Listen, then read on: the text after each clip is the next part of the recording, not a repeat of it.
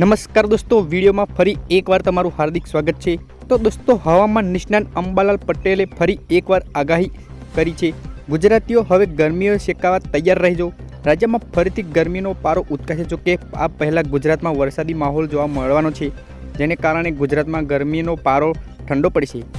અંબાલાલ પટેલની આગાહી કરતાં જણાવ્યું છે કે આવતીકાલથી 26 એપ્રિલથી 28 એપ્રિલ દરમિયાન રાજ્યમાં વાદળછાયું વાતાવરણ રહેશે। તો બીજી તરફ બંગાળના ઉપસાગરને ભેજ અને અરબ સાગરના ભેજના કારણે પ્રી મોન્સૂન એક્ટિવિટી શરૂ થઈ છે। જોકે તેના બાદ કાળઝાળ ગરમી પડશે। તારીખ 28-29 એપ્રિલ દરમિયાન મધ્ય ગુજરાતના વડોદરા આણંદ ભાગોમાં મહત્તમ તાપમાન 43 થી 44 ડિગ્રી રહેશે। અમદાવાદ અને ગાંધીનગરમાં પણ ગરમી વધશે। ઉત્તર સૌરાષ્ટ્રના ભાગમાં ગરમી 41 ડિગ્રી કે તેથી વધુ ગરમી રહેશે।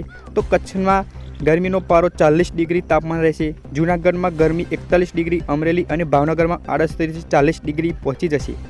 તેમણે વધુમાં કહ્યું છે કે દક્ષિણ ગુજરાતમાં સુરતમાં પણ ગરમીનું પ્રમાણ વધશે।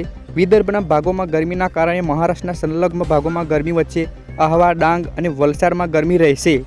મે માસની શરૂઆતમાં ફરી એકવાર કમોસમી વરસાદ દસ્તક આપશે। દેશના ઘણા ભાગોમાં પ્રી મોન્સૂન એક્ટિવિટી થશે, જેને ગરમીનો પારો ફરી નીચે જશે।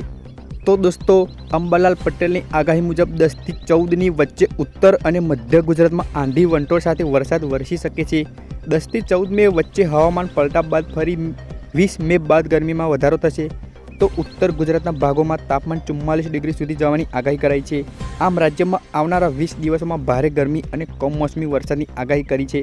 તો દોસ્તો, આવી જ વધારે અપડેટ જોવા માટે આપણી ચેનલને અત્યારે જ સબસ્ક્રાઈબ કરો તથા વિડીયોને લાઇક કરો। ધન્યવાદ।